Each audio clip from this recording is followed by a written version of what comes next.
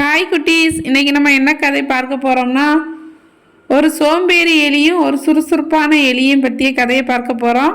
இது வரைக்கும் நீங்கள் நம்ம சேனலை சப்ஸ்கிரைப் பண்ணலைன்னா சப்ஸ்கிரைப் பண்ணிட்டு பாருங்கள். அப்போ தான் நான் போடுற கதைகளை நீங்கள் உடனடியாக பார்க்க முடியும். வாங்க இப்போ இந்த கதையை பார்ப்போம். பிங்கி மற்றும் மிங்கி.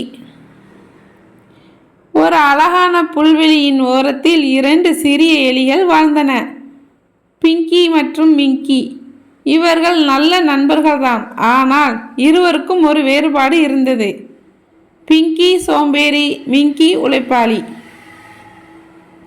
பிங்கி எலி எப்போதும் தூங்கிக் கொண்டே இருக்கும்.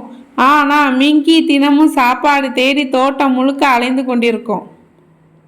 ஒரு நாள் மிங்கி ஒரு பெரிய பிஸ்கட் துண்டை கண்டுபிடித்தது. அது மினுமினுப்பாகவும் இனிப்பு சுவையுடனும் மூக்கை தொலைத்தது.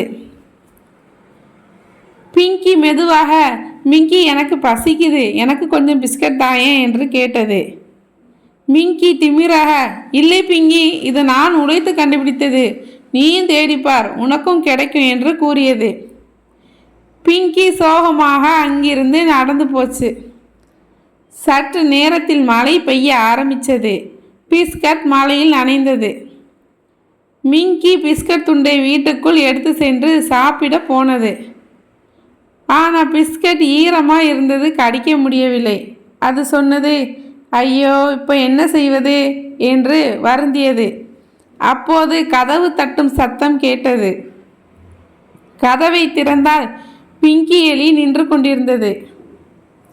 பிங்கி, மிங்கி, நான் உனக்கு உதவட்டுமா? அந்த பிஸ்கட்டை உலர்த்தி நாம் 2 பேரும் சேர்ந்து சாப்பிடலாம், சேர்ந்து முயற்சிப்போமா என்று கூறியது. அந்த வார்த்தைகள் மிங்கி எலியின் மனசை நெகிழச் செய்தது. இருவரும் சேர்ந்து பிஸ்கட்டை உலர்த்தி சிரித்து கொண்டே சாப்பிட்டார்கள். அந்த நாள் இருவரும் ஒரு பாடம் கற்றுக்கொண்டார்கள். ஒன்றிணைந்தால் மகிழ்ச்சி இரட்டிப்பாகும். குழந்தைகளே, இந்த கதை உங்களுக்கு பிடித்திருந்தா லைக் பண்ணுங்கள், ஷேர் பண்ணுங்கள், மறக்காமல் சப்ஸ்கிரைப் பண்ணுங்கள்.